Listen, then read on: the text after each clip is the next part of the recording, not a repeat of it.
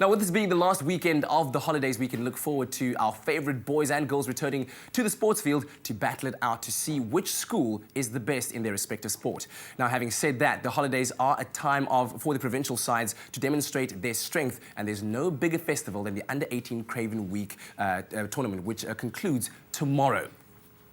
Now, one of the most impressive sides at this year's edition of the competition has to be Western Province.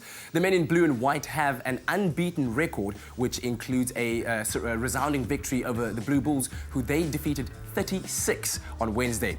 Now, the whole team was impressive throughout and plays as a great unit, but as predicted, Paul flanker Jock Vermeulen has been the standout performer in his side.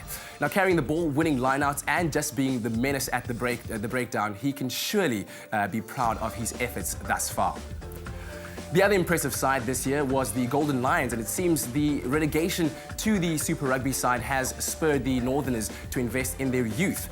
The boys defeated Southwestern District 34-27 on Tuesday before ending their campaign off with a highly entertaining 2019 victory over the Free State Cheetahs. Grey College's Evie Fulyoun has shone in the red and white with the number 10, where Innocent Khadebe putting his hand up to give the South African selectors the much more of a headache when selecting the SA Schools team. Now, Eastern Province has probably been the most disappointing side this year, with the boys in red and black failing to win a single fixture thus far. After an impressive campaign last year, which saw them finish unbeaten, this will be seen as a few steps back by the Union, who are sporting a brand new Super Rugby franchise for the first time in their history. And finally, the Under-18 Interprovincial Tournament concludes this weekend, with the semi-finals taking place today before the final tomorrow. Northerns will meet the Southern Free State, and KZN Inland will take on Boland. Now, only one of these teams can go all the way through to be crowned the best team in South Africa. Now, of course, that's it for our youth sports report. We'll see next week when we'll take a look at everything that's been happening, of course, over the past weekend, and we'll bring you all of the results as well. Now, J-Bay, of course, very, very well known for its surfing, has been bringing on a lot of action, but they've also taken a slight little twist to how they do things, where they brought in a conservation angle to it. Let's take a look. Jeffreys Bay in the Eastern Cape plays host to many events throughout the year, and this weekend is no exception, as the J-Bay Winterfest is in full swing. While most visitors take the beautiful surroundings for granted, the Supertube Surfing Foundation works behind the scenes to conserve the indigenous plant life. Alison Cool heads up the effort.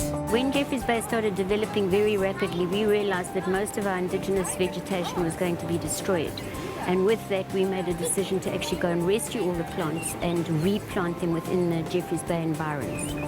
Founded in 1998, the foundation saved numerous aloes and other plant species. They also paved walkways to help preserve the dunes. There's nothing typical about one of our plant rescues. We can get a phone call saying that the bulldozers will be going in the next day, and we give a shout out to all the surfers, and everybody pitches in and we rescue as many plants as possible. Then overnight they'll be stashed in my bath or in our garage, and the next day either planted direct into areas that are needed, or they're taken down to the Supertubes Park, where we have an indigenous plant rescue centre. And then they were potted there and held there, watered, cared for until they're needed in Jeffreys Bay. It was Kofi Jacobs who first had the vision of a greener J-Bay. Marrying tourism and conservation has its challenges, but the results are worth it. This year's Winterfest is the first of its kind for J-Bay. The Winterfest came about because obviously we lost the Billabong Pro this year, and we decided, well, all of us do all different types of sports, so we thought let's each one of us organize a different sporting code so we can attract people to town, come have more fun with us and enjoy the beauty of our town.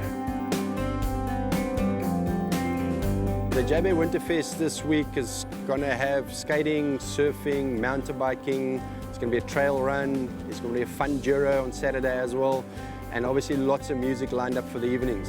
As far as future endeavours go, the Supertube Surfing Foundation hopes to also build a cycling track. And when the festival ends on Sunday, another beach cleanup effort might also be on the cards.